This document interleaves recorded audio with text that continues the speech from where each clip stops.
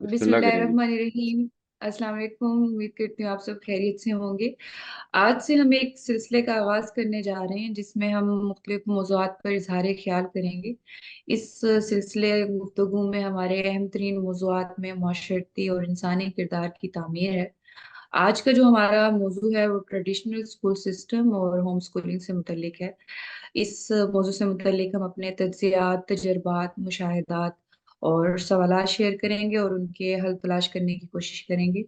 इसमें हमारी इस काविश में देखने वाले अपने कमेंट्स और तजावीज़ से हमारी मदद कर सकते हैं, तो अपनी कीमती राय से हमें आगाह करते रहिएगा। इस प्रोग्राम में हमारे साथ सर मोइज़ अमजद हैं, सर नजम शाह हैं, सोबे नूरीन साहिबा हैं और मैं कोमल जवार हूँ। इस प्रोग्राम का आगाज मैं चाहूंगी कि सर नजम शाह से करें। आप अपनी राय का इजहार कर दीजिए स्कूल सिस्टम के हवाले से। अस्सलाम। हर सिस्टम वालेकुम में कोई सलाम। अच्छी और चीज़ें भी होती हैं, कुछ प्रोज होते हैं, कुछ कॉन्स होते हैं। सो जहाँ पे करंट सिस्टम के कुछ प्रोज हैं, वहाँ पे बहुत सारे कॉन्स हैं जो कि करंट चेंजिंग इन्वायरमेंट को सपोर्ट नहीं करते। और जिसमें एक कंप्लायंस हो जाती है कि हम बच्चों को क्रिएटिविटी ख़त्म करके कंप्लायंस की तरफ लेके जाते हैं। दूसरी चीज़, हम बहुत ज़्यादा कोशिश करते हैं कि वो एक्सट्रिंसिक मोटिवेशन की तरफ, मोटिवेटर्स के ऊपर के आदी हो जाएं बनिस्बत इंट्रिंसिक के। सो ये दो बहुत बड़े हैं रीजन जिनकी वजह से मैं समझता हूँ हमें करंट सिस्टम को रीइवैल्यूएट करना चाहिए और नए सिस्टम्स की तरफ जाना चाहिए। हम्म। तो सर आप खुद भी तो एक स्कूल सिस्टम चला रहे हैं, तो आप उसका भी मुख्तसर सा तारुफ दे दें। जी, ये स्कूल सिस्टम भी एक इसी किस्म की काविश है।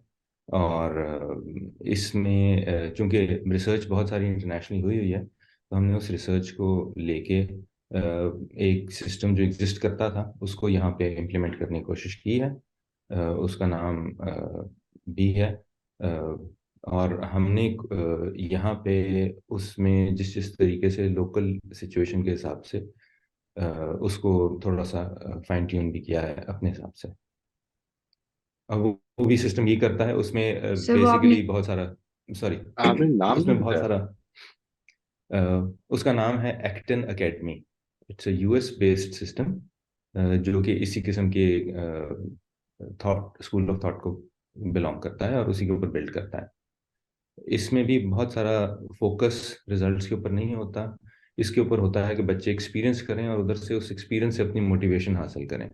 सो लर्निंग बहुत सारी एक्सपीरियंशियल भी होती है। उनको बचपन से इस चीज़ की आदत डाली जाती है कि तुमने खुद अपना सिस्टम चलाना है।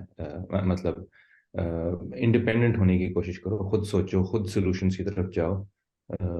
सो खुद रिसर्च करो।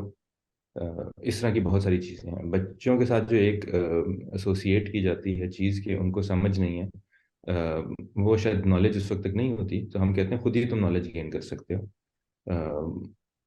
हम समझते हैं कि अगर बच्चे किताब पढ़ सकते हैं, इंग्लिश लैंग्वेज आ गई है उनको, तो किताब में खुद भी पढ़ सकते हैं अगर वो मोटिवेशन हो। सो जी। इस तरह की कुछ चीज़ें हैं इसमें बिल्ड की हुई। और बाकी कॉन्वर्सेशंस में बहुत ज़्यादा काम होता है, डिस्कशंस होती हैं, आइडियाज़ के ऊपर डिस्कशन होती हैं, सिस्टम को चलाने से रिलेटेड डिस्कशन होती हैं। बच्चों की इन्वॉल्वमेंट होती है कि हाँ, उन्हें सिस्टम में क्या क्या चेंजेस समझ आती हैं, क्या होनी चाहिए, नहीं होनी चाहिए। रिवॉर्ड्स एंड पनिशमेंट्स को हटाने की कोशिश की जाती है। जहाँ पे बच्चे समझते हैं कि ये चीज़ इस तरीके से आनी चाहिए, उसके ऊपर कॉन्वर्सेशन होती है। किसी किस्म की सज़ा के ऊपर फॉर इंस्टेंस तो बच्चे खुद ही डिसाइड कर रहे होते हैं कि हमने सज़ा देनी है तो क्यों देनी है और क्या देनी है, किस तरीके से देनी है अगर देनी है, किसी ने कुछ किया है। सो इस मसलन एग्जांपल इसकी एक ये है कि बच्चों ने आपस में डिसाइड किया था कि अगर कोई तंग करता है हमें आपस में से, तो हम उसकी सज़ा ये होगी कि वो जिसको उसने तंग किया है उसको वो हेल्प करेगा किसी चीज़ में। सो इस किस्म की बेशुमार चीज़ें आती जाती हैं। और ये ऑनगोइंग प्रोसेस होता है, कहीं पे हम करते हैं, फिर उस एक्सपीरियंस से हम लर्न करते हैं और फिर हम उसको मज़ीद मॉडिफाई करते हैं, मज़ीद इम्प्रूव करते हैं और आपस में डिस्कस करके सारा कुछ होता है। हम्म। ब्रीफली ठीक है। ये है। तो सर ये तो बिल्कुल जो हमारा एक ट्रेडिशनल स्कूल सिस्टम है उससे बिल्कुल ऑपोजिट लग रहा है जो आप लोग ये कर रहे हैं। तो इसमें जाहिर सी बात है आपको कुछ चैलेंजेस तो फेस करने पड़े होंगे इस जी सिस्टम बिल्कुल। को लाने में। कि जिस तरह से आपने कहा कि बच्चे खुद डिसाइड करते हैं, तो बाज औकात हम लोग तो कंट्रोल कर रहे होते हैं ना बच्चों को। तो बच्चे अब जब खुद कर रहे हैं तो फिर उनको आप किस तरह एक सिस्टम में किस तरह से लेकर आते हैं? सिस्टम में लाने की तो बात नहीं है मेरे ख्याल से। वो सिस्टम जिसमें वो चल रहे हैं खुद ब खुद ही बाकी के बच्चों ने उस सिस्टम के ऊपर जाना होता है। जिस तरह आप यूनिवर्सिटी एजुकेशन की तरफ जाते हैं तो ज़्यादा आपको इंडिपेंडेंट वहाँ पे भी करती है, ऑल्दो बहुत सारी रिस्ट्रिक्शंस होती हैं। सो अगर उसको आप सिस्टम कह रही हैं कि उसमें कैसे स्ट्रीमलाइन करते हैं, तो हम उसको, जो यहाँ की जो डिग्री है वो रिकग्नाइज्ड है। और आप समझें कि जिस तरह यूनिवर्सिटी में ज़्यादा इंडिपेंडेंट करते हैं, हम यहाँ पे भी उनको बहुत ज़्यादा इंडिपेंडेंट करते हैं। They do their research. चीज, वो खुद रिसर्च करके खुद सोच के हम उनको इस तरफ लेके आते हैं स्लोली। ये नहीं कि डे वन से ये हो जाता है, स्लोली उनको इस तरफ बिल्ड किया जाता है कि वो इस तरह सोचें, खुद सॉल्यूशंस निकालें, खुद रिसर्च करके पढ़ें और उसका हल निकालें। और सर मैं ये पूछना चाह रही थी कि अब बच्चे हैं, एक से ज्यादा भी हों बच्चे, तो हर बच्चे की अपनी राय मुख्तलिफ है। तो उनको आप एक जगह पर कैसे लेकर आते हैं कि एक फैसले के ऊपर वो एक साथ एक दूसरे से मान जाएं, जिस तरह से वे कि बच्चों को एक पॉइंट के ऊपर किस तरह से लेकर आते हैं?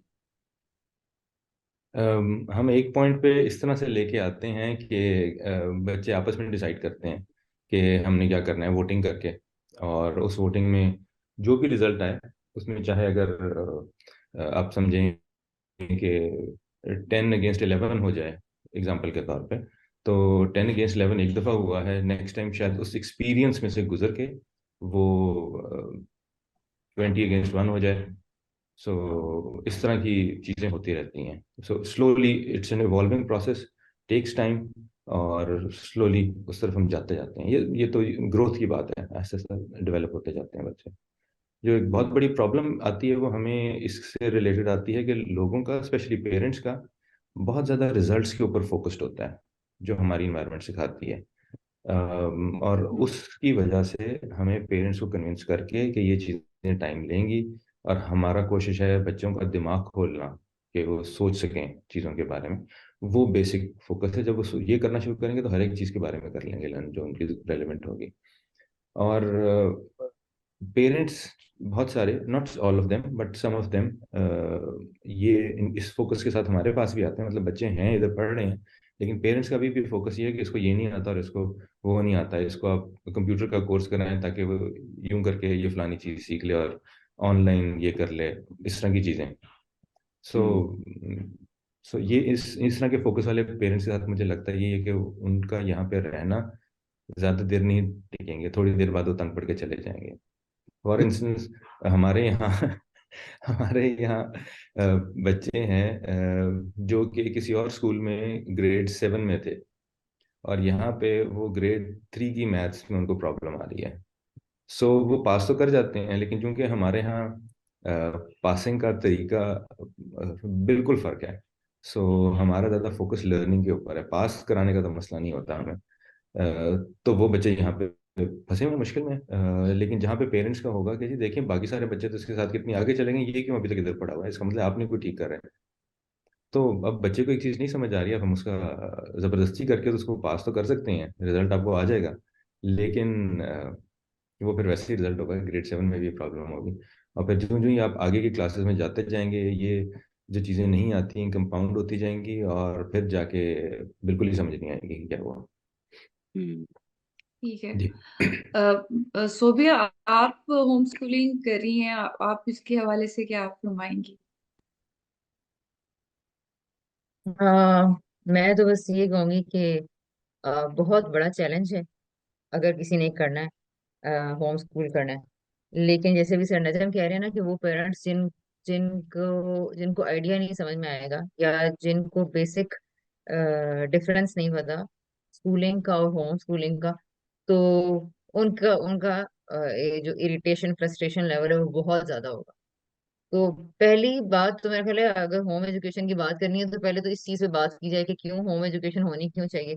जैसे भी सर नजर ने कहा कि कंप्लायंस में ज्यादा बच्चे चले जाते हैं स्कूलिंग सिस्टम के अंदर।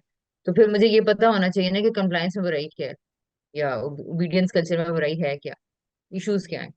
तो एक तो ये मतलब बेसिक पॉइंट में मेरे ख्याल में ये होना चाहिए कि पेरेंट्स को आइडिया कम्युनिकेट होना चाहिए, ताकि बर्दाश्त में मतलब हम्बल में रह सके। ठीक है, अपने आप के ऊपर जो कदम कदम पे जो गुस्सा आएगा ना वो कंट्रोल हो सके, एक चीज। इसके अलावा यानी प्रिपरेशन होनी चाहिए, दूसरी चीज मकसद पता होना चाहिए कि क्यों मैं करना चाहती हूँ होम एजुकेशन, वरना बहुत स्लिप्स होंगे। और तीसरी चीज, एक्सपीरियंस के हवाले से रोज एक नया दिन एक्सपीरियंस है। अब किस हवाले से मतलब मुझे तो लगता है ये पेरेंट्स की एजुकेशन है। आपने अपने आप को एक स्कूल में डाल लिया। तो हाँ, हर हर रोज सीखने का जो पोटेंशियल है ना पेरेंट्स के अंदर, वो कैपेसिटी बहुत ज्यादा हो जाती है। तो अब किस हवाले से एक्सपीरियंस का जिक्र होना चाहिए आपके ख्याल में?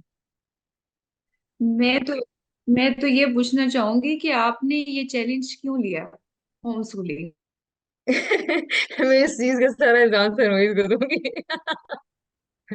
उनकी मेरा ख्याल है मैंने जब सरमई से पढ़ना शुरू किया तो सर ने हमें तारुफ तो करवाया है, यानी करेक्टर डेवलपमेंट का करवाया था, इंसान कैसे अच्छा इंसान बन सकता है, हम कितना कैसे अपना अखलाक बेहतर कर सकते हैं।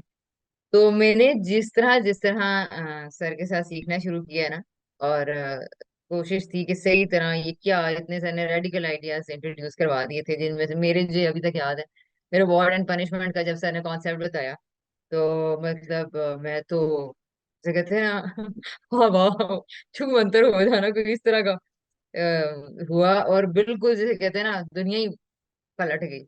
तो ये क्या हो रहा है पूरा दिन, तो मतलब उसमें मुझे ये तरद्दुद तो बिल्कुल भी नहीं हुआ। मैंने देखा कि रिवॉर्ड एंड पनिशमेंट के ऊपर लोग बहुत कन्विंस्ड हैं इस बात के ऊपर कि ये सही अप्रोच है। इससे आप वो रिजल्ट बिहेवियर का निकलवा सकते हैं जो आप चाहते हैं। तो मैंने ये सीखा सर के साथ कि आप निकलवा तो सकते हैं, लेकिन आपके दिमाग में क्या है, इंटेंशन क्या है, मोटिव्स क्या है, स्क्रीन पे आप चेंज कर लेंगे, पीछे नहीं चेंज कर सकते। जिस तरह सीखा तो पता ये चला कि इंसान के किरदार की तामीर असल में मोटिव्स को ही ठीक करने से होती है। तो मैंने ये देखा कि बच्चे तो हर हर आन हम उसमें कंट्रीब्यूट कर रहे हैं बच्चों को डुप्लिसिट पर्सनैलिटीज बनाने में। तो यहाँ से काम शुरू हुआ, वो बच्चों के मतलब घर में अपने सेंटेंसेस पे गौर करना शुरू किया। फिर उसके बाद अपने ऊपर करना शुरू किया, ये जुमला मैं बोल रही हूँ, अच्छा ये मैंने क्यों ये जुमला बोला है, रख के आओ वरना मैं तुम्हें लगाऊंगी। तो क्यों लगाऊंगी और मैं क्यों लगा सकती हूँ। मतलब मुझे याद है कि मैंने एक दफा सर से कहा कि सर मारने की कोई गुंजाइश है?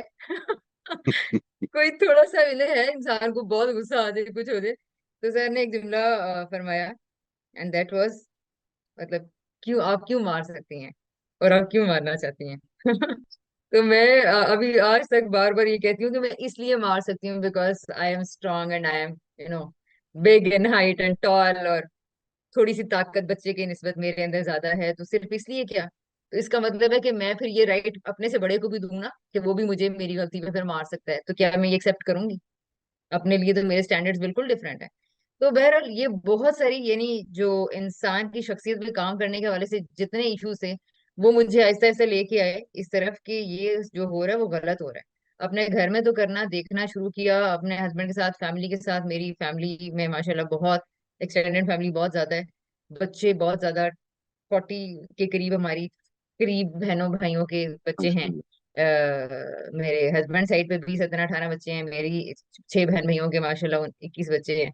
तो हम लोगों का एक कल्चर बच्चा पार्टी हमारे पास बहुत ज्यादा थी। इन इन कॉन्सेप्ट्स को अप्लाई करने से कौन सा बच्चा क्या रिस्पॉन्स कर रहा है, हमारी फैमिली में बहुत सारे मत्तियों फरमाबरदार बच्चे थे जो इन कॉन्सेप्ट्स को सुनते ही वो ब्लॉकेट हटा तो वो कंप्लायंस से टोटली एंटी कंप्लायंट हुए। चैलेंजेस हमने बहुत फेस किए, कर रहे हैं अभी तक शदीद। अभी तक मेरी बहन है वो याद करती है ये कितनी बात माना करती थी ना ये कितनी अच्छी हुआ करती थी।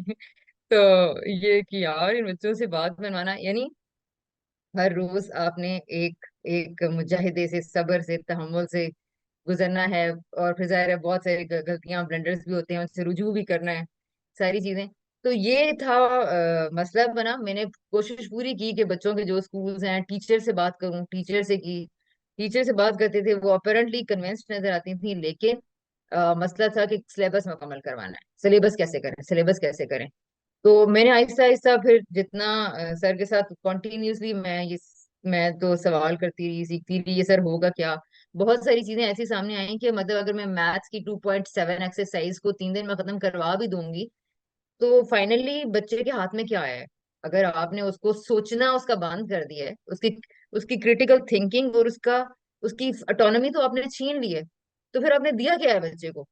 ठीक है, मैथ्स तो आपको इंटेलिजेंट होने की तरफ लेकर बढ़ता है ना। तो जब आपने उसको उसके नए नए ऑप्शंस को ट्राई आउट करने से ही मना कर दिया, तो फिर क्या लर्निंग करवा रहे हैं। फिर ये चीजें सामने आई। फिर मैंने टीचर्स, प्रिंसिपल्स, सेक्शन हेड्स, ये वो बहुत सारे लोगों से बहुत सारी तरह से बात करने की कोशिश की। बच्चों को एक सिस्टम से चेंज किया, दूसरे सिस्टम से चेंज करवाया, तीसरा मतलब अपनी तरफ से तो एक्सप्लोर किया कि शायद कोई चाइल्ड लेड एजुकेशन कहीं हो रही है, चाइल्ड सेंटर्ड एजुकेशन शायद कहीं है। सर ने जो बुक्स रेकमेंड की, उन बुक्स को थॉरोली पढ़ने की कोशिश की, समझा। तो मुझे मेरा यहाँ से बेसिकली यहाँ से बना कि इंसान को अगर करना है तो ये कुछ भी थोड़ा सा डिफरेंट होना पड़ेगा, ये इस तरह नहीं चल सकता। कदम कदम पे morally I was not convinced कि मैं जो कर रही हूँ वो गलत है। तो फिर उसके लिए 2-3 सालों के अंदर ये कैपेसिटी पैदा हुई कि यार जो कुर्बानी इसके लिए देनी पड़ेगी वो दो। एंड स्टिल अभी तक बस कोशिश में है, तो प्यार कर रहे हैं अपने आप। मेरा जो एक्सपीरियंस रहा है ना ये बच्चों के वालिदैन के साथ या बच्चों की तालीम को लेकर, हम्म। मैं ये समझ पाई हूँ कि वालिदैन ये चाहते हैं कि एक सांचा है स्कूल और उसके हम्म। अंदर बच्चे को डालना है, और हमारे मुताबिक वो उस शेप में बन के सामने आ जाए। और तो आप जिस तरह से आपने बात की कि होम स्कूलिंग एक चैलेंज है, और इससे यही, और हमारे इर्द गिर्द भी लोग, बहुत से लोग इस तरह से, पेरेंट्स इस तरह से हैं जो एजुकेटेड नहीं है, वो होम स्कूलिंग नहीं दे सकते, यानी कि वो ये चैलेंज नहीं ले सकते। और इसके जो बरक्स है, यानी कि हमारा जो ट्रेडिशनल स्कूल सिस्टम है उसमें भी ये चीज देखने में मिलती है कि एक बिजनेस चल रहा है, यानी कि फीसेस ली जा रही हैं, इस तरह की एक्टिविटीज करवाई जा रही हैं कि बस बहुत मुश्किल हो गया ना, अब तो बेसिक नीड्स भी नहीं पूरी हो रही पाकिस्तान में। तो इस मौके पर, इस पॉइंट पर आप लोग क्या रेकमेंड करते हैं, क्या करना चाहिए ऐसे वालदेन को जो कि खुद भी एजुकेटेड नहीं है, कि होम स्कूलिंग वो नहीं दे सकते, तो फिर उनको तो टीचर हायर करने होंगे ना इसके लिए, कि अपने बच्चों को वो हम्म। तालीम दे सकें। अगर वो स्कूल सिस्टम में जाते हैं, जो एजुकेटेड भी हैं पेरेंट्स, वो भी ये चाहते हैं कि वो स्कूल ही जाएं, हम घर नहीं पढ़ाएं बच्चों को, कि हमारे घर में बच्चे की वो तरबियत नहीं होगी जो स्कूल में होगी। और फिर वो स्कूल हम्म। में फिर जिस तरह से भी आपने बात की कि बच्चे से पूछना और वो क्रिटिकल थिंकिंग वो सब कुछ खत्म हो जाती है, बच्चे को पता ही नहीं लगता। आप घर में पूछें कुछ कि आप क्या पढ़ के आए हैं, या आप क्या समझते हैं, आपको क्या चीज, सिर्फ सिंपल सा ये सवाल भी पूछे ना, आपको स्कूल में क्या चीज अच्छी लगती है, तो नहीं, बच्चे के पास नहीं होता है जवाब। तो इसमें क्या आप रेकमेंड करेंगे, क्या, कहाँ पर जाना चाहिए हमें? कोमल, इसके हवाले से इतने मार्शल एक्सपीरियंसेस हैं, इसके ऊपर सही से बात होनी चाहिए, बट मेरे ख्याल है, मैं I would like to invite sir Moiz कि पहले सर मोइज हमें ये बताएं कि आप डायरेक्टली तो एजुकेशन के ऊपर उस तरह से ये शायद अभी तक नहीं आपने ये बात कही लेकिन आप हमें ये बताएं कि जब आप एक एजुकेशनल सिस्टम यानी करेक्टर डेवलपमेंट से ही अगर इस तरफ हम आएंगे, लेकिन जब उसमें ये मसला पेरेंट्स के अखलाक खराब होने का एक बहुत बड़ा मसला आजकल बच्चे और स्कूल है, क्योंकि हम्म। होमवर्क नहीं हो रहा, काम नहीं इसने खत्म किया, ये काम नहीं खत्म करती, ये कारी साहब के पास नहीं अभी तक किया, ये अभी से ये टेस्ट नहीं मुकम्मल किया। तो सब कुछ पेरेंट्स का स्ट्रेस एंजाइटी अपने बच्चों के गिर्द घूम रहा है। यानी कि 2 साल की भी सर जो मदर अगर बात करेंगी ना, तो वो कहेंगी कि मैं ये बहुत अहम काम इसलिए नहीं कर सकी क्योंकि मेरे बच्चे के एग्जाम्स चल रहे हैं। बच्चा KG 1 में है किंडरगार्टन का बच्चा तो ये है ये है हालत। वो बच्चा जिसने कि एनवायरमेंट में पता नहीं क्या क्या खुद ही क्या क्या कुछ सीख लेता है, उस बच्चे के एग्जाम का सारा प्रेशर अब माँ पे है, और माँ का मूड खराब है फिर बाप पे है, तो घर का माहौल क्योस से भरा हुआ है। तो आप पहले हमें ये बताएं कि आप जब इस सिस्टम को हम हटाएंगे तो क्या फिल किससे करेंगे? फिर हम तो, मैं तो ऑर्गेनिक एक्सपीरियंसेस बताऊंगी ना। हाँ, जी हाँ, सर। बिल्कुल ठीक है जी। आई थिंक जो इम्पोर्टेंट चीज है वो ये कि जो जिस चीज को हम एजुकेशन कहते हैं, ये हम्म, ये कोई ऐसा नहीं, इंस्टीट्यूशनल एजुकेशन जो है, it's not a very old thing. ये कोई बहुत पुरानी चीज नहीं है। ठीक है जी। ये सबसे पहले जर्मनी में कहते कहा जाता है कि सबसे पहले जर्मनी में इंस्टीट्यूशनल मास एजुकेशन, जिसमें एक क्लास में बिठा के 50 बच्चों को पढ़ाया जाएगा, ये सबसे पहले जर्मनी में शुरू हुई थी। और इसका मकसद प्राइमरीली मिलिट्री और ब्यूरोक्रेसी के लोग तैयार करना था, यानी मुलाजिम तैयार करना मकसद। सेकंड लेवल पे जो बहुत बड़ा मास एजुकेशन का सिस्टम बना, वो इंडस्ट्रियल रेवोल्यूशन के बाद बना, इंडस्ट्रियल मुलाजमीन तैयार करने के लिए।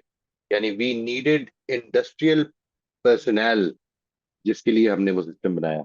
एक तो सबसे पहली बात जो समझने की है वो ये कि ये जो मास एजुकेशन है, ये कोई, this is not the only education. Education तो आप यूं समझ लें कि इंसान के आगाज से एजुकेशन भी आगाज हो गया था उसका। यानी वो किस तरह सीखता है, वो असल में इंडिविजुअल लेवल पे चीजें सीख रहा था, वो चीजों को देख रहा था। अगर एक किसान का बेटा है तो वो अपने वालिद साहब के साथ उस एनवायरनमेंट में एक्सपोज हो रहा था, उससे सीख रहा था, और उस इल्म को लेके उसने आगे डेवलपमेंट सीखी कि किस तरह करनी है।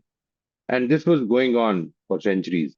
यहाँ तक कि जब हमारी जो इकोनॉमिक डेवलपमेंट है वो इस जगह पहुंची कि अब हमें अपने अपने मुलाजमीन के लिए ये सिस्टम बनाने थे, तो फिर हमने इसको मास एजुकेशन में डिजाइन किया। तो एक तो सबसे पहली बात ये समझनी चाहिए कि ये जो मास एजुकेशन सिस्टम हैं जनरली, इनका मकसद असल में फर्द की तामीर नहीं है। सबसे पहली बात तो ये फर्द की वेरी इंपॉर्टेंट सीविंग के लिए सर। बने हुए हैं। सर जी मास बिल्कुल। एजुकेशन को आप थोड़ा सा इन अदर वर्ड्स एक्सप्लेन कर देंगे? यानी मास एजुकेशन का मतलब है जिधर आप 15 20 50 बच्चों को बिठा के तो चीजें पढ़ा रहे होते हैं, और फिर उनको एक स्टैंडर्डाइज्ड एग्जाम के मुताबिक जज करते हैं और ये देखते हैं कि किसने कितना सीख लिया है, और फिर उनको ग्रेड किया जाता है। ठीक है जी। यानी इस ठीक। इस पूरी ग्रेडिंग सिस्टम का कोई लर्निंग से ताल्लुक नहीं है। एजुकेशन का प्राइमरी मकसद लर्निंग ऑफ द चाइल्ड होना चाहिए, जो कि नहीं है। ठीक है जी। हमारा प्राइमरी मकसद असल में लर्निंग नहीं है बल्कि ग्रेडिंग है। हम बच्चों को ग्रेड करते हैं। क्यों करते हैं ये मैंने इसलिए पीछे बताया कि इसलिए करते हैं क्योंकि हमने जो जिस मकसद से मास एजुकेशन बनाई थी वो ये थी कि हमें मुलाजमीन चाहिए। अब वो जो ग्रेड करने वाले लोग हैं, जब वो ग्रेड हो जाते हैं तो फिर जो ऊपर के लोग हैं वो उन मुलाजमतों के लिए, जो ऊपर की मुलाजमतें हैं उनके लिए तैयार हो जाएंगे।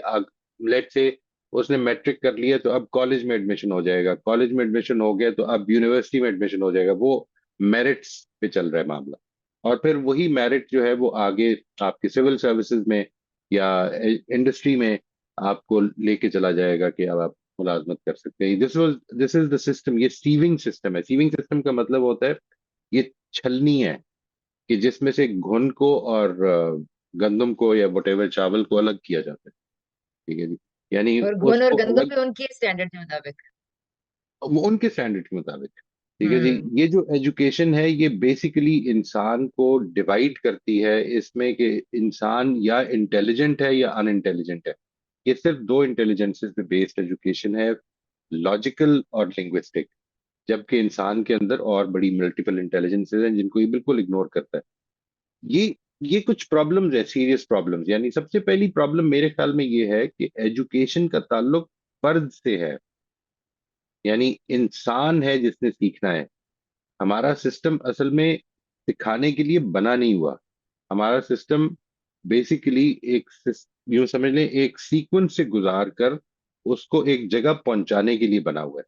अगर वो नहीं पहुंचता तो एक फेलियर है, और अगर वो पहुंच जाता है तो उस सिस्टम के मुताबिक अब एक अच्छी मुलाजमत के लिए तैयार हो गया। चुनाचे आप गौर कीजिए कि इसमें जो कुछ पैराडाइम्स हैं, मिसाल के तौर पर, ये किसने कहा है कि एक बच्चे को इतनी इतनी स्टेज पर इतना आना चाहिए? या ये किसने कहा है कि अगर 1 साल में नहीं आया तो बच्चा नहीं सीख सकता? मैंने कई लोगों को ये कहते हुए सुना है कि मैं एक स्लो लर्नर हूं। ये किसने बताया उसको कि वो एक स्लो लर्नर है? ये उसका अपना मुशाहिदा भी हो सकता है कि उसने जिस क्लास में आंख खोली है उस क्लास में बच्चों ने बड़ी तेजी से सीख लिया है, और उसकी उसको हो सकता है टीचर ने बताया हो कि this child is a slow learner. The thing is कि ये जो पैराडाइम्स हमने अपने लिए जो अजम्पशंस क्रिएट कर लिए हैं, ये कोई फायदेमंद अजम्पशन नहीं है। इसके नतीजे में कोई इंसान की डेवलपमेंट नहीं हो रही, ना लर्निंग हो रही है। मेरा अपना तजर्बा ये है, यानी वेरी ऑनेस्टली, अपना जाती मेरा जो एक्सपीरियंस है वो ये है कि till the time that I was doing my formal studies, FA किया, बीकॉम किया, एमबीए किया, ये सारे काम जिस वक्त किए हैं, उस वक्त एक एनवायरनमेंट ऐसी थी कि जिसमें मुझे मिसाल के तौर पर उर्दू लिखने का कोई ना शौक कभी पैदा हुआ, ना कभी उर्दू लिखने की तरफ तवज्जो हुई। इसके बाद ऐसे ही जिग जैग जिस तरह जिंदगी चलती है, ये फैसला किया कि मैंने दीन की तालीम हासिल करनी है, और जावेद साहब के साथ मैं शामिल हो गया उनकी टीम में। अलमौरिद हम क्रिएट कर रहे थे उन दिनों में, 92 की बात है, 90 की। और उस जमाने में मैंने इशराक के लिए लिखने को अपना हदफ बनाया हुआ था, यानी मेरा टारगेट ये था कि मैं इशराक के लिए लिखूंगा। एक एनवायरनमेंट ऐसी थी कि जिसमें उर्दू बड़ी इंपॉर्टेंट समझी जाती थी। मैंने ये फैसला किया कि मैंने उर्दू सीखनी है। और आप यकीन मानिए कि वो सब्जेक्ट जिसके बारे में मैंने शुक्र किया था बीकॉम में पहुंच के कि अल्हम्दुलिल्लाह उर्दू अब नहीं पढ़नी पड़ेगी, वो मेरी जिंदगी का ओढ़ना बिछोना बन गया। I wanted to study Urdu because I I had an environment जो कि उर्दू को सपोर्ट कर रही थी। और उसने, हम्म। अब ये जो लर्न, क्या इसको लर्निंग नहीं कहेंगे?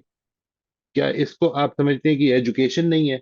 इंसान को, कितनी अजीब बात है कि हम एक सिस्टम से गुजार के, कि जो सिस्टम उसको बिल्कुल कोई ऑप्शन नहीं दे रहा, अपने तरीके पे चलाना चाहता है, हम उसको रैंक करके उसकी अपनी सलाहियतों से बिल्कुल बेगाना कर देते हैं। उसको हम इस तरह की एनवायरनमेंट में ले आते हैं कि जिधर वो ना कोई फैसले करने की पोजीशन में होता है। आप बच्चे को, यानी अभी अगर वो स्कूल नहीं जाता, उससे अगर आप कभी ये सवाल करके देखिए, ये तजर्बा करके देखिएगा कि वो क्या करना चाहता है, उससे पूछे, वो आपको बड़ा क्लियरली बताएगा कि क्या करना चाहता है। लेकिन को 2-3 साल वो अगर स्कूल चला गया है, अब उससे ये सवाल करके देखिए कि what would you like to do, और वो ये बताएगा कि आप बताएंगे क्या करना है। यानी ये वो वेरी चीजें इंटरेस्टिंग। हैं कि जो इंसानी इंसानी एबिलिटीज हैं, जिनसे हम उनको बिल्कुल बेगाना कर देते हैं। उनके अंदर वो नेचुरली मौजूद थी, लेकिन हमने उनसे वो खो ली। ठीक है, this is what an education system is doing basically. And honestly, इसमें कोई एक्सेप्शन नहीं। यानी मैं ये समझता हूँ कि ये जो प्रोग्रेसिव स्कूल, जिस तरह से नजम ने अभी तारुफ कराया, ये ये कोई पाकिस्तान में बिल्कुल मेरे ख्याल है 1-2 के करीब ही है। अभी कोई नया जो आपने बताया था पिछले दिनों इस्लामाबाद में कोई शुरू हो रहा है, आई डोंट नो जी। About that. लेकिन ये कि ये जो नजम जैसे स्कूल के तजर्बात हैं, ये दे आर अनयूजुअल। ठीक है, हम लोग जिस जिस एजुकेशन को जानते हैं, वही है जिसके बारे में अभी कोमल ने फरमाया कि लोगों के पास कोई ऑप्शन है ही नहीं। वो स्कूल में भेजें अपनी, अगर इनकम कम है तो किसी पब्लिक स्कूल में भेजेंगे, और उधर तो बिल्कुल ही सत्यानाश हो जाएगा, टीचर आएगा ही नहीं, यानी the teachers are not even available. और अगर आप प्राइवेट स्कूल में भेजेंगे तो यानी क्वालिटी वाइज कोई फर्क नहीं है। तो मैं क्वालिटी वाइज क्या कह रहा हूँ, what do I mean by quality wise? उधर अंग्रेजी के टीचर्स बड़े अच्छे होंगे, लेकिन अंग्रेजी के टीचर अच्छे होने का मतलब क्या है? कि वो अंग्रेजी मिसाल के तौर पर जो कोर्सेज हैं वो अच्छी तरह से कवर करवा सकते हैं। That is what is happening. Rarely आपको अंग्रेजी जुबान में, इंग्लिश मीडियम स्कूल में, रेयरली ऐसे टीचर्स मिलेंगे जो इंग्लिश बोलते भी हों। यानी कितनी अजीब बात है ये, कि हमारे यहाँ इंग्लिश मीडियम का मतलब सिर्फ ये कि अंग्रेजी पढ़ाई जाती है। पढ़ाने वाले को अंग्रेजी आना ये कोई जरूरी नहीं है। मैं जाती तौर पर ऐसे टीचर्स को जानता हूँ कि जो अंग्रेजी के असातिज़ा हैं कॉलेजेस में, यूनिवर्सिटीज में, लेकिन अंग्रेजी बोलनी नहीं आती। ये नजम बैठे हैं, इनका भी तजर्बा अगर ये शेयर करना चाहेंगे। ये तो आप टीचर्स की सिलेक्शन भी करते हैं ना, इनको कितने लोग ऐसे मिल जाते हैं जो वाकई ये काम कर सकते हैं, अंग्रेजी को, जुबान को अंग्रेजी में पढ़ा सकते हैं। ये एक चैलेंज है जी, यू सी। बिकॉज अगर आपने लैंग्वेज को होल लैंग्वेज अप्रोच से पढ़ाना है, तो ये जरूरी है कि अंग्रेजी जानने वाला पढ़ाएगा, बल्कि सिर्फ अंग्रेजी जानने वाला पढ़ाएगा आइडियली, उसको उर्दू ना आती हो, अब वो लैंग्वेज सिखा सकेगा ठीक तरह से। तो ये कुछ सीरियस मसाइल हैं, इनको हम तरतीब से अगर लेंगे तो इंशाल्लाह एक एक को ले लें, I think that that will be much better. और उसके नतीजे में इसको ऑर्गेनाइज कर लें अगर, के एजुकेशन का मकसद क्या होना चाहिए? मिसाल के तौर पर इस वक्त जो हमारे एजुकेशनल इंस्टीट्यूशन है, वो उनका मकसद क्या है? क्या वो उस एजुकेशन के मकसद के साथ हम आहंग है भी? यानी आपके ख्याल में क्या मसला असल में सिर्फ यही है कि बच्चा मैट्रिक कर ले या ओ लेवल्स कर ले या कोई इम्तिहान पास कर ले, बस that is what you want? या ये भी है कि बच्चा जो है वो असल में अपनी जिंदगी में अपने एक्सपीरियंसेस को सीखे, रिफ्लेक्शन की एबिलिटी डेवलप करे, वो गौर करना, वो डिसीजन मेकिंग, ये वो चीजें जो हम नहीं सिखा नहीं सकते उस सिस्टम के अंदर। इतना ज्यादा प्रेशर है, जिस तरह भी आपने बताया केजी के लेवल पे इतना प्रेशर है हम्म। कि माँ जो है वो एंग्जाइटी का शिकार है। This is what is happening.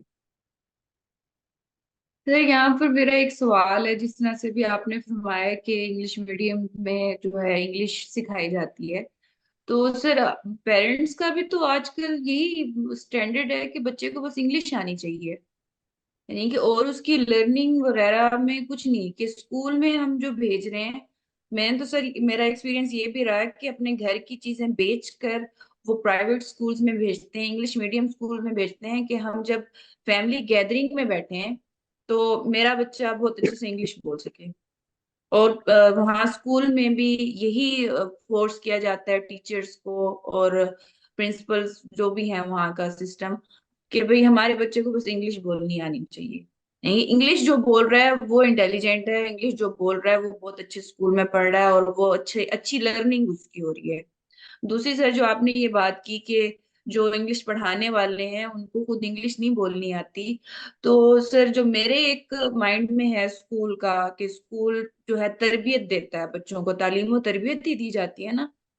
तो मैं तो देख रही हूँ सर आजकल टीचर्स को भी ये जो हम इखलाकी तरबियत ही उनकी अपनी ही नहीं हुई। ग्रेडिंग सिस्टम की आपने बात की, अगर सब बच्चे इंडिविजुअल हैं, हर इंसान की अपनी एक जहनियत है, उसके अपने इंटरेस्ट है, अपना एक अलग टैलेंट है, उस चीज को नहीं फोकस किया जाता।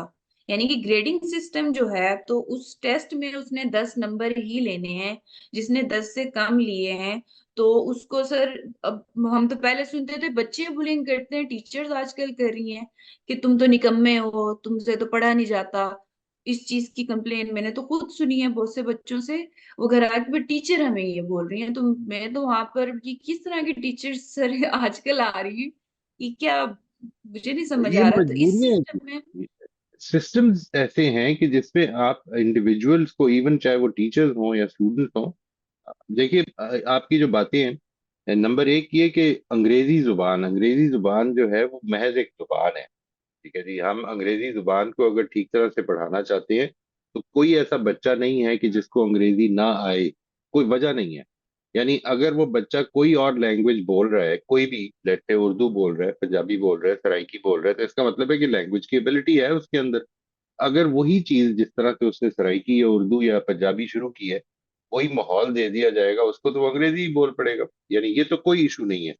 Language is not a problem. असल मसला ये कि जिस तरह से हम लैंग्वेज पढ़ाते हैं उसको एक बिल्कुल डिफरेंट स्किल बना देते हैं, जिसके नतीजे में आप एमए इंग्लिश कर लेते हैं लेकिन अंग्रेजी लिख नहीं सकते। यानी एमए इंग्लिश करने के बावजूद नहीं लिख सकते। ये मेरा जाती तजर्बा है जी। I I know people who are teaching English, who are qualified in English, but they can not write English. ठीक है, they can not even, they don't have the confidence to speak English.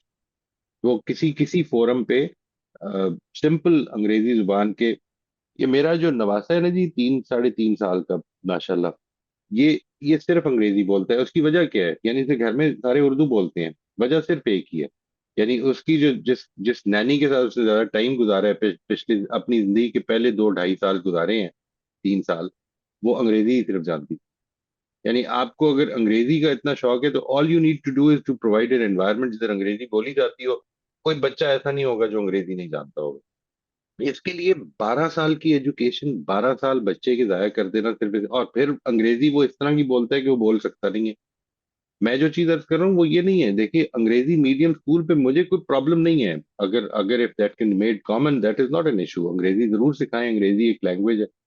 सवाल ये है कि हमने जो exorbitant charges करते हैं हम, प्राइवेट स्कूल जो करते हैं, उनके यहाँ कभी अंग्रेजी पढ़ाने वालों की क्वालिटी जनरली देखें।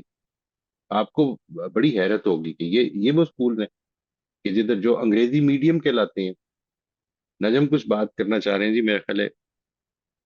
हम्म। अब मैं सिर्फ ये कहना चाह रहा था कि मेरे ख्याल में जो एजुकेशनल इंस्टीट्यूशन होनी चाहिए वो पढ़ाने से ज़्यादा एक अपॉर्चुनिटी, मतलब सिखाने से ज़्यादा एक उस चीज़ को सीखने की अपॉर्चुनिटी देने की एनवायरनमेंट क्रिएट करना चाहिए, उनका रोल होना चाहिए। सो बिल्कुल इंग्लिश पढ़ाने की बजाय एक एनवायरनमेंट दें जिसमें बच्चे खुद इंग्लिश का सीख सकें, बिल्कुल बोल सकें, लिख बिल्कुल। सकें। सो क्वाइट वैसे एग्री। मैं भी इस गुफ्तगू से ऐसा भी महसूस हो रहा है कि शायद जैसे हम ये कहना चाह रहे हैं कि लर्निंग इंग्लिश में ही होती है, इंग्लिश बहुत इंपॉर्टेंट है, ऑफ कोर्स है, बिल्कुल है। हम लोगों ने बहुत सारे चैलेंजेस भी फेस किए हैं इंग्लिश आने और इंग्लिश ना आने की वजह से। और अब मैं देखती हूँ कि मैं एक स्कूल में बच्चों का एक समर कैंप करवा रही थी। तो वहां मैंने एक एक्टिविटी करवाई बच्चों को, और 7th ग्रेड से नीचे के बच्चों से हॉल भरा हुआ था। तो मैंने स्टेज पे एक एक्टिविटी के बाद बच्चों से कमेंट्स लिए कि उसमें से था कि आपने इससे क्या लर्न किया, इस तरह का कोई क्वेश्चन था। तो सारे बच्चों ने एक्सेप्ट वन गर्ल जो कहीं बाहर से आई हुई थी, उसने इंग्लिश में आंसर किया। बहुत ही शैलो सा आंसर था कि ये अच्छा था या क्या, और बाकियों के थोड़े से डिस्क्रिप्टिव आंसर थे बट इन उर्दू। तो मैंने उस टाइम पे रखा कि जिस बच्चे के लिए सबसे ज्यादा क्लैपिंग कर दें, जो वोट आंसर, उसको हम प्राइज दे देंगे। तो उस बच्ची के लिए सबसे ज्यादा क्लैपिंग हुई थी जिसने इंग्लिश में आंसर किया था। और मैं वहां पे खड़ी होगी कि नहीं, मैं इसको नहीं दे सकती क्योंकि मुझे पता है इसका आंसर क्या था। तो ये हमारे बच्चे भी सीख चुके हैं।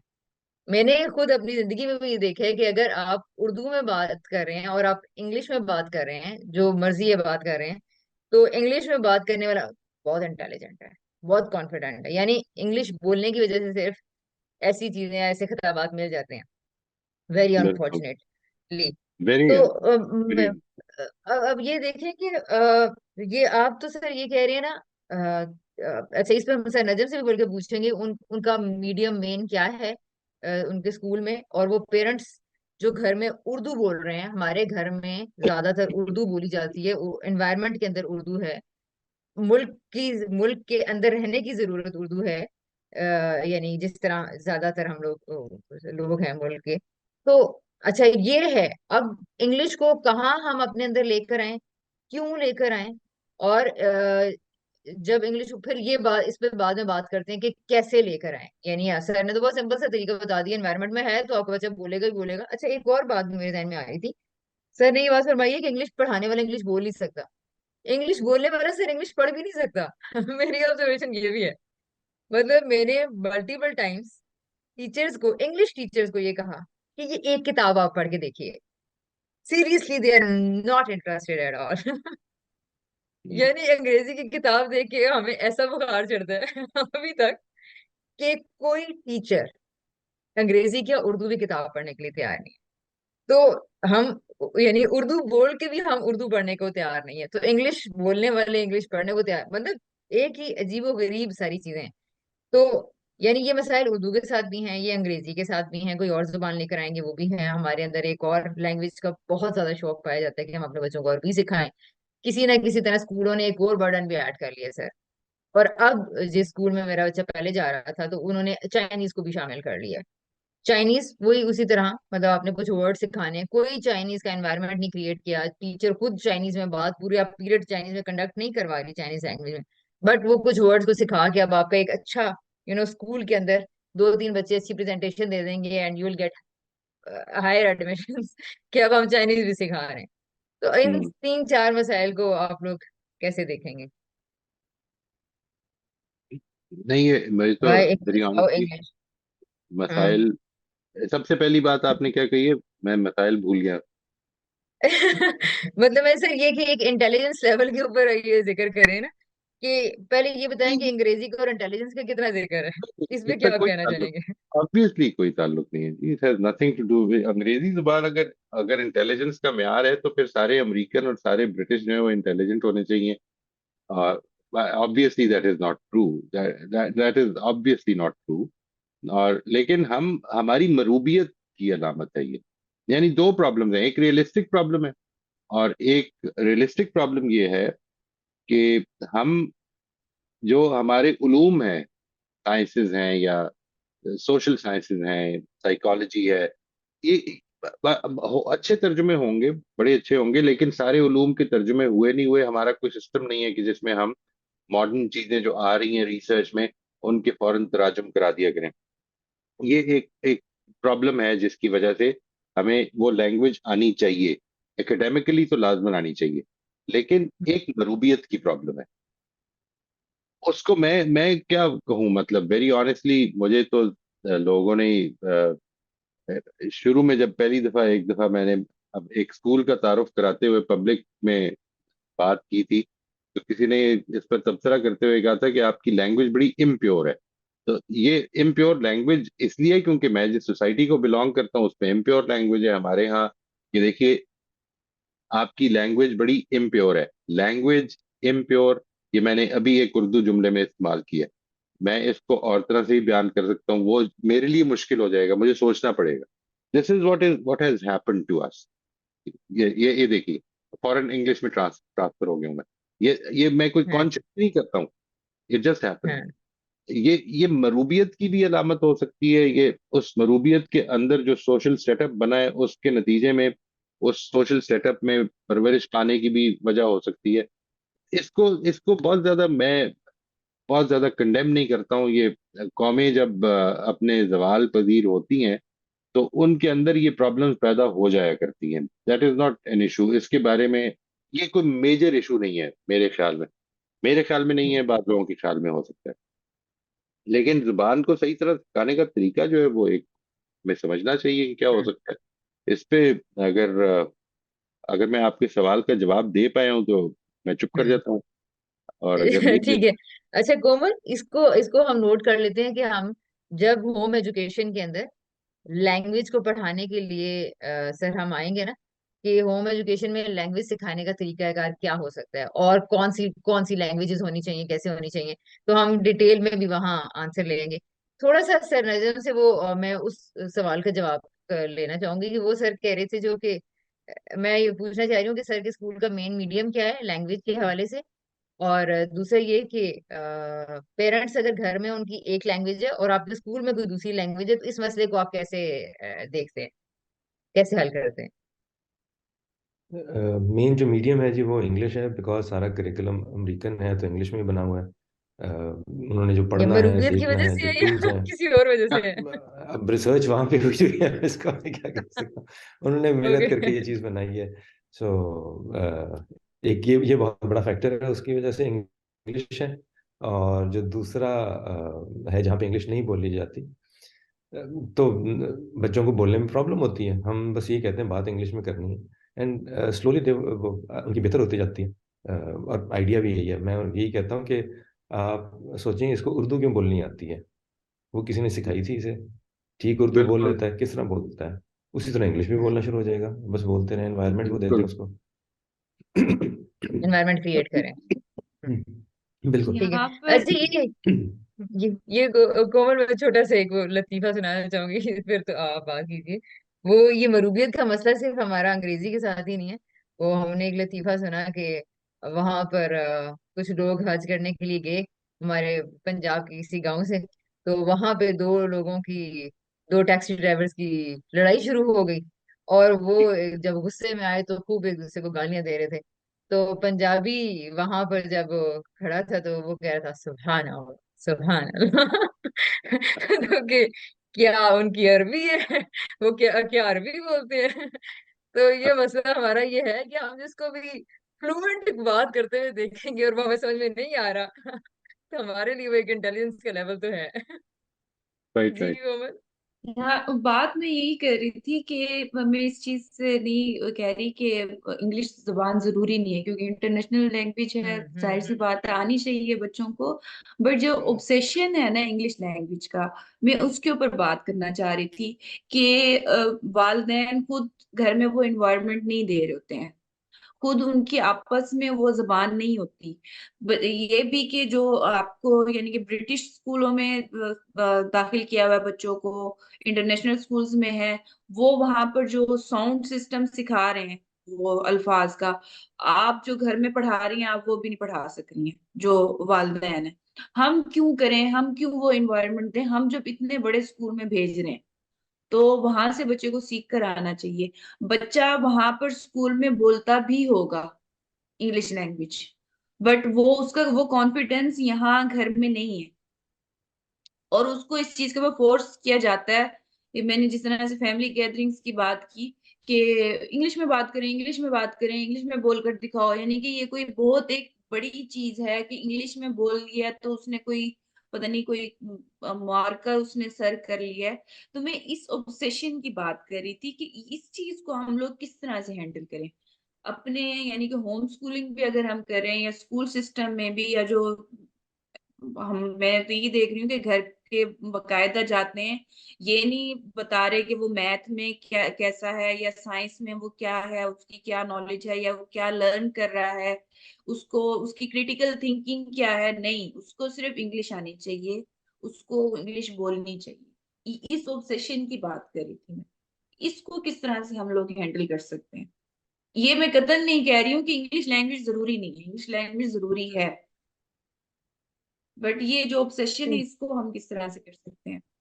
देखिए, किसके ऑब्सेशन को दूर करना है, मतलब बात यह है कि this is an important thing. आपकी सोसाइटी जो है पूरी की पूरी, वो असल में वेस्टर्न कल्चर इस वक्त एक डोमिनेंट कल्चर है। हम असल में एक अपने जवाल पजीर एक कौम है। इसमें क्यों ना हो, ये मुझे ये समझ नहीं आती कि ये ऑब्सेशन जो है, यानी हम एक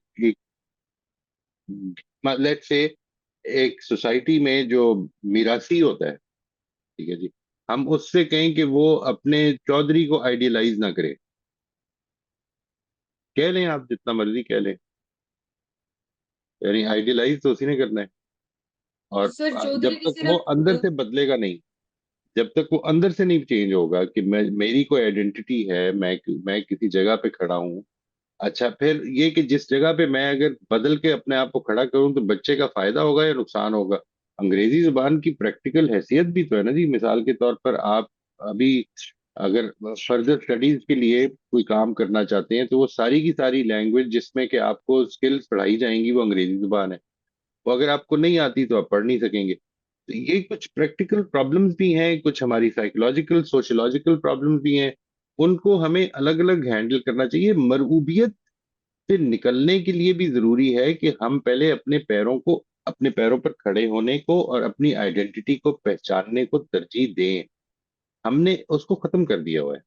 वो हमारी कोई प्रॉब्लम नहीं है, यानी कोई फर्क नहीं पड़ता। एक हमारा आइडियल ये है, हर हर घर में ये एक प्रॉब्लम है कि बच्चा पढ़ने के बाद अपने ओ लेवल जे लेवल्स के बाद थोड़ा सा कॉलेज में जाने के बाद वो बाहर जाके पढ़ेगा। ठीक है ना जी। हमें इससे कोई प्रॉब्लम नहीं है कि वो बाहर जाके सेटल भी हो जाएगा, बल्कि हम आइडियलाइज करते हैं इसको कि वो बाहर जाके सेटल हो जाए, कम से कम उसका फ्यूचर सिक्योर हो। This is the whole setup. इसके अंदर अंग्रेजी का सिर्फ मसला तो नहीं है, यानी उसको हमें पूरे की पूरी साइकी को चेंज करने की जरूरत है। जो हम कर सकते हैं, what we can do, I think उसको उसके ऊपर तवज्जो दी जाए कि हम ये कर सकते हैं कि जो भी है, जिसकी जो प्रेफरेंस है, उसको कम से कम एक अखलाकी लिहाज से बेहतर अपने अपने अपनी पहचान पैदा करनी चाहिए। अपने अंदर भी पहचान पैदा करनी चाहिए, अपने बाहर भी। और दूसरा ये कि अपने पैरों पे खड़ा होना है। हमको एज अ नेशन भी अपने पैरों पे खड़ा होना है। उम्मीद की कोई किरण नजर तो नहीं आती है, लेकिन कम से कम काम तो ये करना चाहिए ना जी। This is what we need to be doing. इन चीजों को रिकग्नाइज कर लेना चाहिए। ये हमारी एनवायरनमेंट है। जो रेफर्मेशन का काम है ना जी, रेफर्मेशन का काम आपको स्टेज वाइज करना है, ग्रेजुअली। यानी ये नहीं हो सकता कि आप उन चीजों को कि जो सोसाइटी, मिसाल के तौर पर, आई एग्री विद यू, आपने बड़ा अच्छा वर्ड यूज किया, हम फिक्सेटेड हैं, ऑब्सेस्ड हैं हम इस चीज से। ठीक है, हमारी कुछ मिसकंसेप्शन भी हैं। ये बिल्कुल ठीक है ये बात कि अंग्रेजी जुबान सीखने से लाजिम नहीं है कि बच्चे में इंटेलिजेंस पैदा हो जाएगी, बल्कि लाजिम नहीं, उसका कोई ताल्लुक ही नहीं है। यानी जुबान है वो, आप उसको सिखा दें। बच्चे को अगर मैथमेटिकल इंटेलिजेंस उसके अंदर कम है, लॉजिकल इंटेलिजेंस कम है, तो जुबान सिखाने से कुछ नहीं होगा, वो नहीं आएगी। ठीक है ना जी, दैट्स नॉट अ प्रॉब्लम। इसको समझना चाहिए। सवाल ये है कि क्या इसके इसके नतीजे में हमें अंग्रेजी नहीं सिखानी चाहिए? ये भी कोई इशू नहीं है, सिखाएं। बल्कि इसको तो चॉइस देनी चाहिए, बच्चा कोई भी एक या दो लैंग्वेजेस वो सीख ले, इंटरनेशनल लैंग्वेजेस। अगर आपको अंग्रेजी नहीं पसंद, स्पेनिश सिखा दें, स्पेनिश में भी बहुत कुछ लिटरेचर मौजूद होगा, फ्रेंच फ्रेंच सिखा दें, जर्मन सिखा दें। यानी जर्मनी में जितना काम हुआ हुआ है ट्रांसलेशन का, सारे उलूम फनून अपने काम वो अपनी लैंग्वेज में करते हैं, नो प्रॉब्लम। पहले ये कर लें। ये ग्राउंड वर्क तो आम आदमी कर ही नहीं सकता। उसको तो असल में, यानी ये सिस्टम तो सोसाइटी को बनाने पड़ेंगे ना। ये हमने बनाई नहीं, हमने तो एजुकेशन के लिए कुछ किया ही नहीं है, मतलब एजुकेशन हमारी प्रायोरिटी नहीं है। इसको समझना चाहिए। देखिए, हम असल में एक ऐसी कौम है कि जो अपनी, जिसकी साइकी में ये रचा बसा दिया गया है कि हमारी एग्जिस्टेंस खतरे में है। हमें हम्म। कल की फिक्र है कि कल हैं भी हम या नहीं है। जिस कौम को आप इस साइकी में मुब्तला कर देते हैं, जिस शख्स को आप इस तरह से सोचिए कि एक शख्स के बारे में अगर ये फैसला हो गया कि उसको कैंसर हो गया, 6 महीने के अंदर फौत हो जाना है, तो वो अपने 10 साल के विजन पे क्या काम करेगा? अरे, ये है जो सिचुएशन है।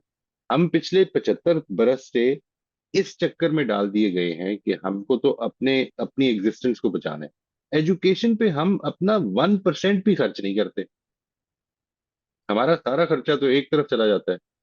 और क्या करेंगे हम? यानी एजुकेशन ऐसे तो नहीं हो जाती। अच्छा, और अगर करेंगे भी तो क्या खर्च करेंगे? वही मास एजुकेशन पे खर्च करेंगे।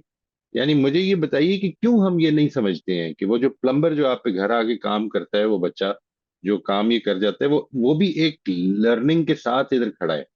उसको लर्निंग क्यों नहीं समझ रहे हम इसको क्यों नहीं समझ रहे कि वो जो आदमी जो कि आपका ग्राउंड जो है, पार्क्स जो है वो बना रहा है, वो भी एक पूरी की पूरी स्किल है उसके अंदर। हम ये क्यों समझते हैं कि ये चीजें जिनका जिंदगियों से कोई ताल्लुक नहीं है, ये जब आ जाएंगी तो ये एजुकेशन होती है। इसलिए मुझे किसी ने कह दिया कि ये होती है।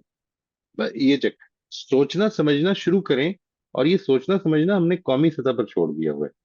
एजुकेशन तो असल में उसका एक सिर्फ एक शाखाना है। जनरली हमने कौमी सतह पर इसको सोचने समझने को छोड़ा हुआ टाइम हो गया खत्म। मैं सिर्फ एक छोटी सी बात पूछना चाह रही हूँ आपसे कि आपने लर्निंग की बात की है कि ये लर्निंग स्किल हम पैदा कर सकते हैं बच्चों के अंदर, या ये पर्सनैलिटी के अंदर ही होती है, इनबिल्ट है। नहीं होती है? नहीं, इंसान पैदाइशी तौर पर लर्निंग को अपनी फितरत में लेके आया है। यानी देखिए, मैं आपसे एक चीज अर्ज करता हूँ। ये बात कि हमने उसको एक खास तरह से पढ़ाना है, ये मैंने तय कर दिया उसके लिए, जिसकी वजह से कुछ फेलियर्स हो जाते हैं। वरना मुझे बताएं कोई बच्चा, यानी मेरे पास जब लैंग्वेज का टीचर आके ये कहता है कि ये बच्चा लैंग्वेज नहीं सीख सकता, तो मैं उससे पूछता हूँ क्या ये चुप करके बैठा रहता है? ये कैसे हो सकता है कि लैंग्वेज ना सीख सकता हो? हम जिस तरह पढ़ा रहे हैं उस तरह से ये नहीं सीख सकता। प्रॉब्लम ये है। यानी असल में हमारा फोकस है ही सिर्फ टीचिंग। हमारा फोकस लर्निंग है ही नहीं। लर्निंग तो हर आदमी ने नेचुरली हो वो हर आदमी नेचुरली क्यूरियस भी है, लर्नर भी है। ये कैसे हो सकता है? आप थोड़ी देर के लिए सोचिए कि एक बच्चा पैदा हुआ है और वो 10-12 साल का हो गया, बिल्कुल नॉर्मल बच्चा है, चलना ही नहीं सीख सका, वो बोलता ही नहीं है, उसको बात ही नहीं करनी आती। ये मैंने आज तक नहीं सुना। नॉर्मल बच्चे ये सब कुछ सीखते हैं। ये उनके अंदर लर्निंग की एबिलिटी है जो जिसका इजहार हो रहा है। अब आप क्या कहते हैं? आप ये कहते हैं कि नहीं, ये तो है, ये तो उसकी है ना एबिलिटी, मैंने उसको लर्न करवाना है अपने तरीके पे। इस उस तरीके पे हो सकता है आधी क्लास जो है वो लर्न ना कर सकती हो। That is quite possible. यानी असल में आप ये कहें कि कुछ लोग इतने कंप्लाइंट हो जाते हैं कि वो अपनी मर्जी के खिलाफ भी लर्न करने के लिए तैयार हो जाते हैं। और वो बच्चे हैं कि जो टॉप करते हैं, मेरी तरह के, ठीक है जी।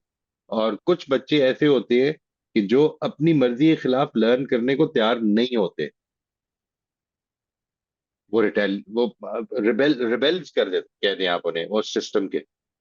उनकी इंटेलिजेंस के अंदर मुझे तो कोई कभी शुबा नहीं हुआ जी, ऑनेस्टली कभी नहीं हुआ।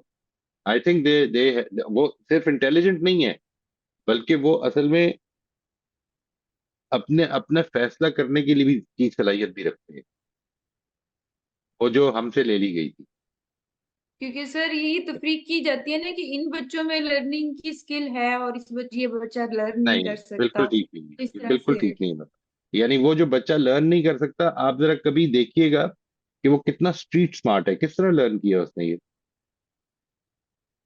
वो वो कोई गेम खेलता है, किस तरह लर्न किया उसने ये। आपके ख्याल में वो पैदाइशी तौर पर बल्ला लेके हाथ में आया था? ऐसा तो नहीं है। उसने मेहनत की है, वो उसमें सीखा है, उसने अब एक स्किल डेवलप कर ली है। लर्निंग को आपने असल में महदूद डेफिनेशन दे दी है कि वो अगर ओ लेवल्स नहीं कर सकता तो लर्निंग नहीं कर सकता। असल में पहले तो इस डेफिनेशन को ठीक करना चाहिए ना। ये भी हमारी एक सोशल बिल्कुल डेफिनेशन है। बिल्कुल। मेरा ख्याल है इस कॉन्सेप्ट आप को इसको सही तरीके से इंट्रोड्यूस करवाना चाहिए। शायद हम लोग कुछ अगले टॉपिक्स पे इन पे बात भी कर लेंगे कि लर्निंग के मुख्तलिफ शेड्स हैं क्या क्या। बिल्कुल। और छोटी छोटी छोटी ऑब्जर्वेशंस भी, एक्सपीरियंसेस भी, मेरा ख्याल है कोमल कहेंगी कि हम एक्सपीरियंसेस भी शेयर करें। और देखें कि बच्चा किस तरह किस तरह लर्न करता है और किस तरह उसको बताता है, किस तरह समझाता है अपनी जरूरियात को हासिल करना, बताना, कम्युनिकेट करना। यानी लर्निंग के जब तक ये सारे शेड सामने नहीं आएंगे तो शायद हम अ, अच्छी एजुकेशन प्लान भी नहीं कर सकेंगे। और इसके ये अभी अलावा जो जो बात के आगाज में, आई एम सॉरी सोबिया आपकी बात काट रहा हूं मैं। बात के आगाज में नजम ने एक बड़ी इंपॉर्टेंट बात फरमाई थी जी, मेरे ख्याल है वो कुछ अंडरमाइन होगी। यानी वो उन्होंने कहा था कि स्कूल के फैसले करते हैं बच्चे, ये वो लर्निंग है कि जो हाँ उनकी जी। काम आएगी। This is there learning. Seriously मैं आपको बता रहा हूँ। यानी इतनी इंपॉर्टेंट लर्निंग है ये कि वो सारी जिंदगी के लिए वो लर्न कर लेंगे कि अब लोगों के साथ मिल के इज्तिमाइयत में किस तरह चला जाता है, फैसले कैसे किए जाते हैं। वो व्हाट हैपेंस कि अगर 10 और 11 की वोटिंग से मामला हो रहा है, तो वो जो 10 हैं वो क्यों ना बगावत कर दें और वो एक 11वें को निकलवा ही दें। ठीक है ना जी, क्यों हम इसको बड़े आराम से सुकून से मानने और इसकी कोशिश करें कि आइंदा हम इसको 20-1 में वोट करवाएंगे। ये है जो तरबियत है। ये है वो जो डेमोक्रेटिक माइंडसेट की डेवलपमेंट है। ये हमेशा के लिए लर्निंग हो जाएगी। मैं आपको अर्ज करूं, ये जो मतलब ये लॉगरिथम्स की तरह और उसकी तरह की लर्निंग नहीं है कि जो क्वाड्रेटिक इक्वेशन थी, जो मुझे अब भूल भी गई है कि वो कौन सी थी। सीरियसली नजम को तो याद होगा, शर्मिंदगी के साथ आप तैयार करोगे, बिल्कुल नहीं याद। क्वाड्रेटिक इक्वेशन को बिल्कुल नहीं याद। आई विल हैव टू, आ जाएगी याद, ऐसा नहीं कि नहीं आएगी, आ जाएगी। But it has nothing to do with my life. लेकिन इसको ले देखिए, ये जो डेमोक्रेटिक माइंडसेट है, ये तो हर रोज मुझे अप्लाई करना पड़ता है। लोगों के साथ मामला कर रहा हूं मैं, किस तरह उनकी बात सुननी है, किस तरह उनकी उनको बेहतर तरीके से समझाना है। These are very important skills, very very important. Exactly. ये था। मुझे ना इसमें एक एक चीज की नहीं समझ आ रही थी जो सर ने जब ने बात की कि भाई बच्चे फैसले करते हैं, तो इस चीज को थोड़ा सा मुझे लग रहा था ज्यादा एक्सप्लेन होना चाहिए, क्योंकि हम लोग किस तरह बच्चों के हाथ में, यानी कि स्कूल सिस्टम किस राइट। तरह से बच्चों के हाथ ये में दे देखें, दिया। ये है माइंडसेट जो जो आपने भी जो इसका इजहार किया कि बच्चों के हाथ में ये कैसे दे दिया जाए। जी। ऐसे ही ये और है। वो किस यानी तरह इसी से तरह इसको से लेकर चल डेवलपमेंट रहे हैं, होनी है। और वो इसको किस तरह से लेकर चल रहे हैं, और ये हाँ। यानी कि जो अथॉरिटी में भी हैं जो लोग, वो इस चीज को कैसे एक्सेप्ट कर रहे हैं। तो ये चीज मुझे नजम लग अपने रही है तजुर्बात बताएंगे। नजम अपने तजुर्बात बताएंगे। मैं एक चीज आपसे अर्ज करता हूँ कि जितना भी काम इस पे हुआ है ना, लोगों की इसमें जो फाइंडिंग्स हैं वो ये हैं कि जब भी आप बच्चों को कह देते हैं ना, मिसाल के तौर पर आप ये कहें कि ये असेसमेंट बच्चा करे अपने बारे में, हम्म। लेट्स से, तो ये ख्याल ये कि बच्चा तो अपने आप को हमेशा ही ओवर असेस करेगा। जबकि हकीकत इसके बिल्कुल ऑपोजिट है कि बच्चे की असेसमेंट आम तौर पर उससे कम होती है जो टीचर कर रहा होता है। यानी अगर उसको आपने इस प्रोसेस में डाला है, तो फिर वो ही वॉन्ट्स टू बी बेटर। ये है, अगर बच्चे को आप फैसले करने पे ले आएंगे और उसके साथ वो डिस्कशन का एनवायरनमेंट क्रिएट करेंगे, तो बच्चे आपसे ज्यादा स्ट्रिक्ट फैसले करने लग पड़ेंगे। असल में ये लर्निंग है। अगली अब असल आप बच्चों से कहें कि टाइम टेबल बनाएं, हमें ये टाइम टेबल बनाना है। ये जो स्किल है ना, ये वो वाकई इशू है। क्या कि मुझे किस तरह अपने दिन को ऑर्गेनाइज करना है, ये उनसे रिलेट और से करेगा। और इससे डिसीजन मेकिंग भी अब बच्चों को मेरे ख्याल में आएगी, क्योंकि मैं जब Absolutely. घर में प्रैक्टिस कर रही थी बच्चों के साथ, मैं कहती हूँ भाई ये आप करो, तो आगे से मैं किस तरह से करूँ, आप बताएंगी तो मैं करूंगा, मुझे तो नहीं करना आता, ये इस तरह के आगे से उनके रिएक्शन होते हैं।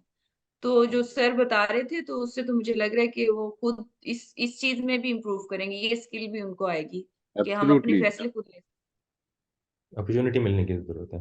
जितनी ज़्यादा अपॉर्चुनिटी मिलेगी उतना ज़्यादा बेहतर होगा। पहली दफ़ा में वो कहेंगे हमें तो करना ही नहीं आता, हम नहीं कर सकते। सकते हैं। And the more you give them the opportunity कि कर लो, करना ही है, उतना बेहतर होता जाएगा इंशाल्लाह। बिल्कुल, बिल्कुल। हर बिल्कुल। चीज के लिए एनवायरनमेंट बनाना पड़ेगा, हर चीज के लिए।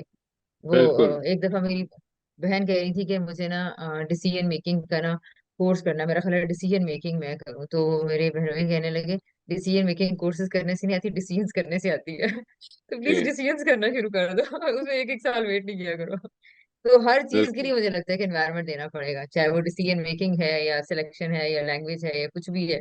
डिसीजन तो मेकिंग में आपको सिर्फ एनवायरनमेंट नहीं देना, आपको अपॉर्चुनिटीज। हौसला और ये सब्र पैदा करना है कि गलत डिसीजंस को बर्दाश्त किया जाएगा। Very important. हम्म। यानी ये बात कि बच्चों के गलत डिसीजंस उनके सामने रखे जाएंगे और उस मेंटल डेवलपमेंट को हमने सपोर्ट करना है कि किस तरह से एक बच्चा जो है वो एक फैसले से दूसरे फैसले की तरफ आता है। ये है डिसीजन मेकिंग की एबिलिटी जो आहिस्ता आहिस्ता डेवलप होती है। अगर आप ये चाहते हैं कि एक ऑर्गेनाइजेशन ये कहती है कि हम क्रिएटिविटी को बड़ा सपोर्ट करते हैं, लेकिन गलती बर्दाश्त नहीं करती, तो क्रिएटिविटी को सपोर्ट नहीं करती, वो सिर्फ नारे नहीं। लगाती है। ठीक है जी। यानी जिस ऑर्गेनाइजेशन में गलतियां बर्दाश्त होंगी वहां पे क्रिएटिविटी पैदा होगी। जिस ऑर्गेनाइजेशन में गलत फैसले करने की इजाजत होगी उधर सही फैसले होंगे, वरना फैसले नहीं होंगे। लोग बड़े फैसले कर दिए करेंगे, बच्चे कंप्लाई करेंगे। आप इसकी गुंजाइश रखें कि गलत फैसले होने हैं, इससे आगे आगे चलेगी बात। जी बिल्कुल ठीक है जी। राइट जी, खुदा हाफिज। खुदा हाफिज।